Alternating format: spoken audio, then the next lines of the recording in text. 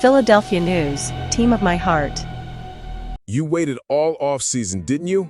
You believed this would finally be the year the Sixers come out swinging, that this new-look roster, with all the star power and fresh blood, would finally silence the critics. But before training camp even begins, boom! A massive punch to the gut, one that hits deeper than any trade rumor, any playoff collapse. And the worst part? You probably didn't even see it coming. Just like last season, injuries creeping in like shadows. And now, you're right back in that familiar place, questioning everything. You remember how it felt, don't you? Watching the team crumble with zero rhythm, no chemistry, no consistency, no heart. And just when it seemed like the front office did the impossible, pulling off one of the most hyped acquisitions in recent Sixers news, this happens. A player meant to be the final piece, now might not even be a piece at all to start the season. How can you not feel robbed? Here's the thing. You weren't asking for a miracle, you just wanted a fair shot. You deserve to see this squad fully healthy, firing on all cylinders, walking into Wells Fargo Center ready to dominate. But it's like deja vu, isn't it? Another setback, another limp into the regular season, and now you're stuck hoping the new guys like Justin Edwards or even Kelly Oubre Jr. suddenly flip the switch. But deep down, you know that's not what you were promised. This isn't just about missing a few games. This is about momentum, about setting the tone, about sending a message to the East that Philly's not just showing up this season, they're taking over. And yet, here you are, watching it all start to unravel before the ball is even tipped. And all because one of your most important players, one you were counting on to change the narrative, is now looking like he'll miss the start of the season. You're not crazy to feel frustrated. You're not overreacting. You saw the Sixers build something dangerous on paper. You saw the names, you believed in the hype. But what happens when the big swing doesn't connect? When the star you waited all summer to see doesn't even suit up for the opener?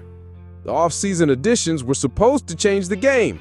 Instead, they're already testing your patience. You don't just watch Sixers games, you live them. You defend this team when the national media disrespects them. You fight for every play, every trade, every possession like it matters, because to you, it does. Right now, you're being tested again. Can you still believe?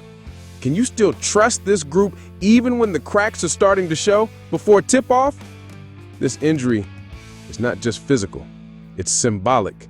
It's that old sinking feeling that somehow, no matter what Philly does, the bad luck always finds its way back. And this time, it's not even happening during the grind of the season. It's already here, creeping in during workouts, off the spotlight, before even one preseason whistle. You probably thought the drama would come mid-season, a trade gone wrong, a locker room beef. But no, this twist hit early. It hit silently. It hit hard. And now you're left asking, how are we already limping before the season starts?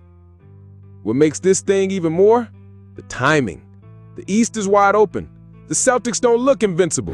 Milwaukee's aging. Miami is unpredictable. You can feel it. This was the chance. The Sixers could have grabbed control early, could have punched first, could have shut the door on all the doubts. But instead, you're stuck hoping that this absence, this costly, untimely setback, doesn't throw it all off again. And you're wondering, is this just bad luck or something more? Did the front office gamble too hard? Did they put too many eggs in one basket? Can you really build around someone if they can't stay upright when it matters most? You've been here before. Injuries, missed chances, watching promising seasons stall out before they even find a rhythm.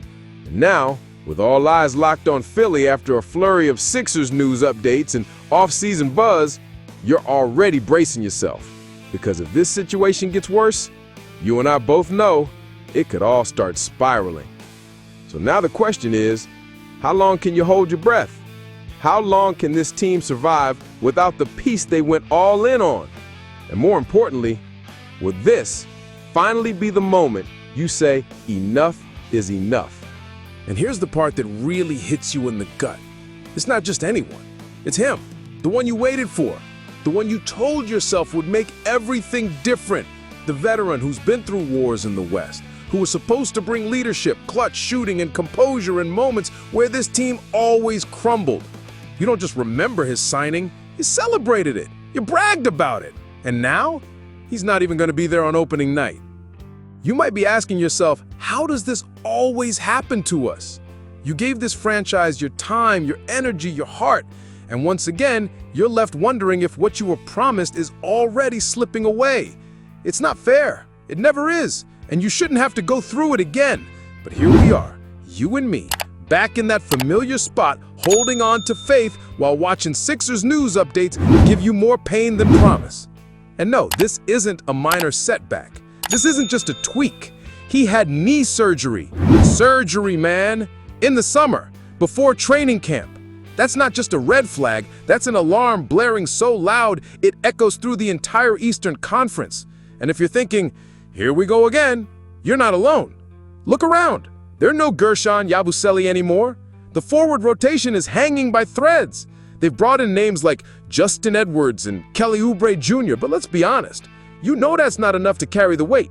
Not in a conference that's going to test you from game one.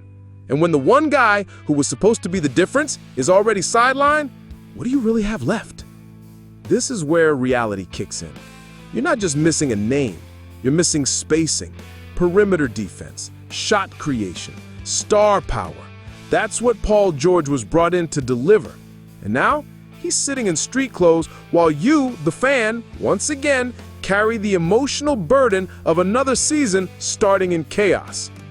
Last year's mess, it was all about a lack of chemistry, constant injuries, zero rhythm. It became impossible to judge what this team even was.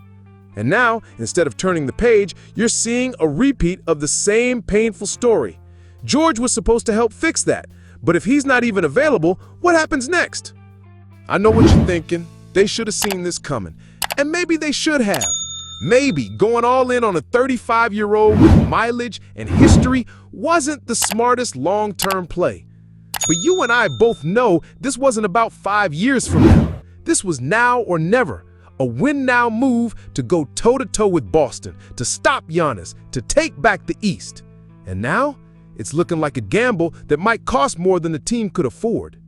You've seen the signs before. You felt this uneasiness before. And I want to hear what you think. Do you believe Paul George should have been the move in the first place?